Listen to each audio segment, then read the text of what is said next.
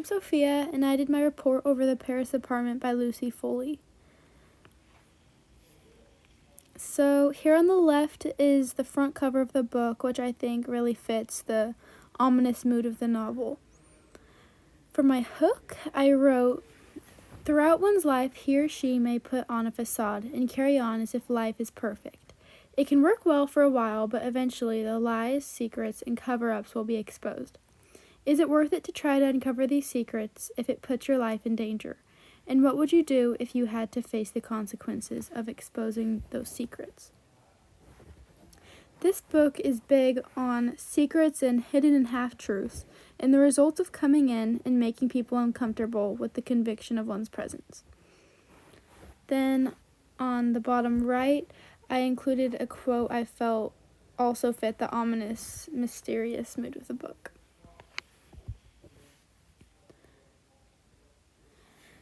Okay, characters. There were many different characters in this novel, but these are the ones that the book mainly focused on. So Ben is essentially the whole reason this book exists. His disappearance is what sparks his sister's investigation to find him. His presence, curiosity, and involvement in the other apartment residents' lives lead to him making himself some enemies. And then although Ben is the one that disappeared, his sister Jess is arguably the main character. She has the most chapters from her perspective, and she is the one most involved in attempting to find her brother. Next, we have Nick, who is actually a friend of Ben's that he met in college. He spends much of his time riding his stationary bike and trying to be enough for his father. He offers to help Jess find her brother, or something like that. Moving on, there is Mimi. She is another one of the apartment complex inhabitants and shares her apartment with her roommate Camille. As for personality traits, she is a tad bit immature, impulsive, and feels inferior to those she views as mature. And then Sophie is Ben's neighbor that lives on the top floor. She is sophisticated, a bit posh, and believes she is superior. Moving on, Antoine is essentially the drunk of the building. He has slight anger issues and also wants to impress his father. His wife just recently left him, which does not help his state. Although he does not have many chapters, he's a major character to the storyline.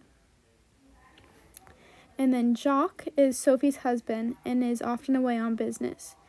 He is a successful businessman and has made a great amount of money selling wine, among other things.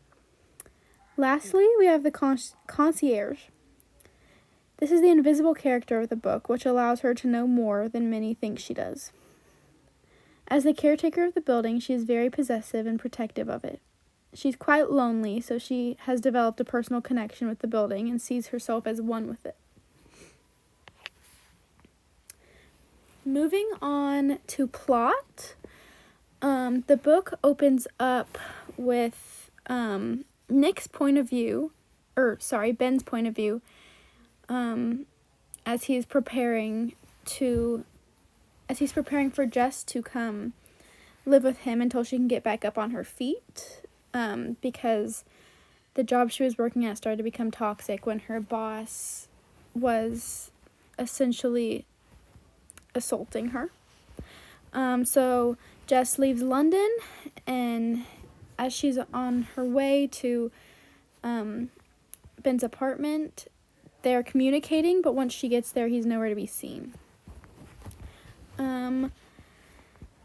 While he's in the middle of leaving a message to Jess before she gets there, somebody breaks in, and that somebody has a key somehow, and Jess does not receive the full message, but there are many clues hidden in that message.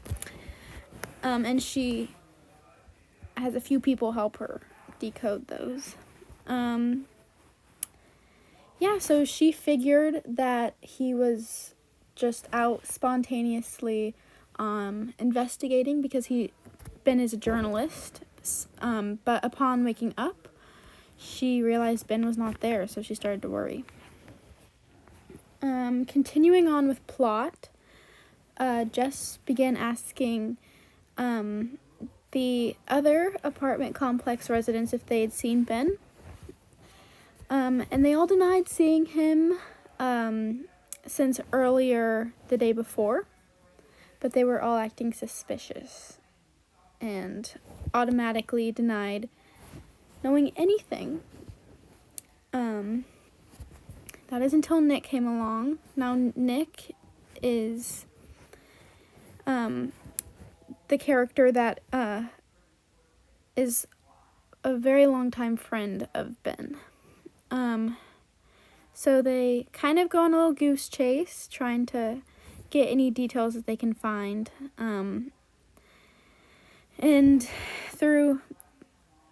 after discovering many details, even going to parties,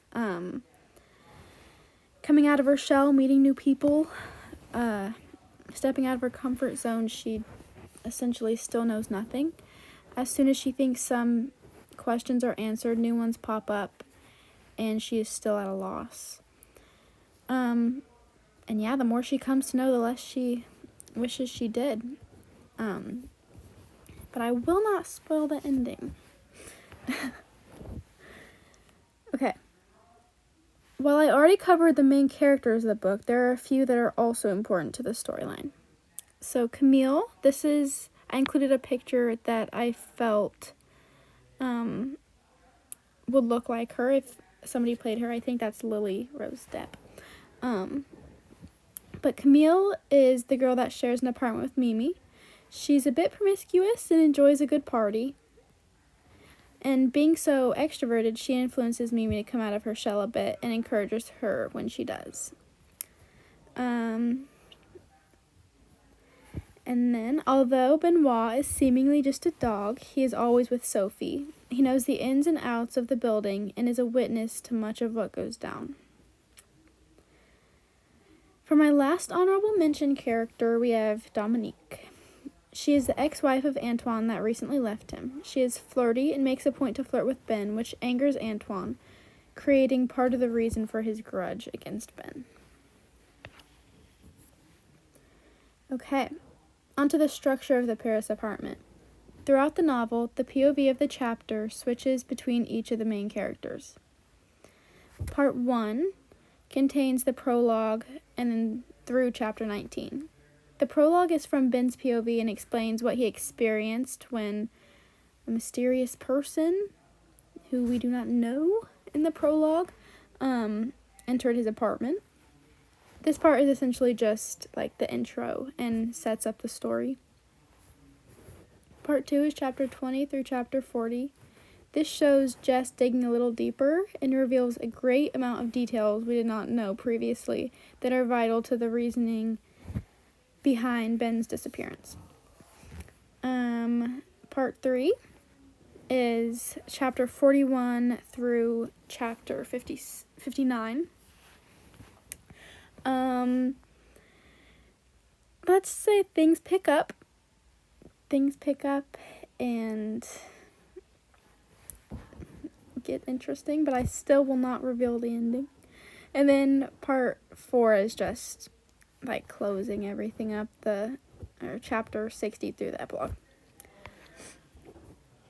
Okay. And there are many books, movies, and TV shows that this book remind me of. So in terms of books, A Good Girl's Guide to Murder came to mind because Jess shares the same kind of ambition as the main character in A Good Girl's Guide to Murder, named Pip. She has. Additionally, Bad Blood by Jennifer Lynn Barnes reminds me of this because a large group of people came together and conspired to reach the same goal. And then, in terms of movies, Murder on the Orient Express and A Simple Favor remind me of this book. Many different details of these movies relate to the Paris apartment as a whole. And then a TV show that this book reminds me of would be NCIS. This show has a variety of different cases that have to be solved, so bits and pieces of those cases are similar to many moments in the Paris apartment. And then moving on to the right side of this slide, I can relate to Jess because I I know I would want to know what happened to my loved one. I would want to find them even if there was like a very slim chance that they were still safe, still alive, still okay. And then I would want justice to be served for them. As well as that, I also found myself occasionally relating to Mimi because she seems to desire the approval of others. It is something that I've been working on and have improved in the sense that I do not care as much, but everybody desires someone's approval at least a little bit. And then in terms of relatable situations, I can be a very nosy person, so I relate to Jess constantly snooping. I do not want to be nosy, but moving on to the academic response portion. There are many interesting aspects about the way the author wrote this novel. She did an extraordinary job with giving away the perfect amount of information at a time. I truly enjoy anything in the mystery category, so having that experience with it, I can typically figure out what happened and, like, quote-unquote whodunit, but I was always left guessing. And then as for the level of difficulty, it was not difficult to read at all. I was always able to easily follow what was going on, and it is now one of my favorite books I've ever read. And then, so if you couldn't tell, my recommendation and final thoughts will be me practically praising this book. I would recommend this book to anyone who is interested in the category of mystery. Whether he or she enjoys movies, TV shows, books, newspapers, or is a reader or non-reader, I believe they would enjoy this book. It is so well written that there is never an empty moment or event, and everything eventually works its way together to make sense in the ending. As for my overall thoughts, I would easily rank this book a 9 out of 10, maybe higher. I have been meaning to read this book ever since I got into reading mystery novels, and it did not disappoint. I am an avid mystery reader and watcher, so one could say I'm experienced in this category. I usually pride myself in being able to guess the outcomes and reasonings, but I never could. This is one of the best books I've ever read. Okay, thank you so much for following along.